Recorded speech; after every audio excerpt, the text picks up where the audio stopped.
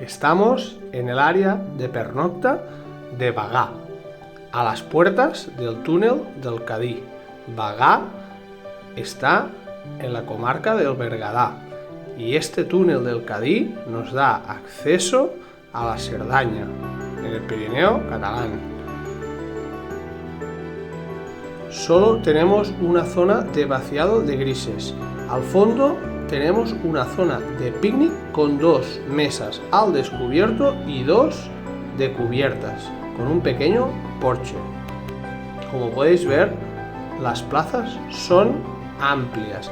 Hay un buen espacio de maniobra delante de ellas para colocarnos dentro de cada una. Aquí podemos observar que el pueblo lo tenemos al lado mismo de la área.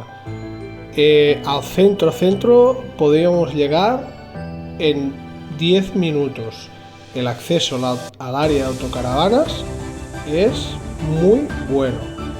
Saliendo del área en dirección al pueblo, en la avenida hay una zona para el vaciado de negras y llenado de agua, pero en la actualidad está fuera de servicio.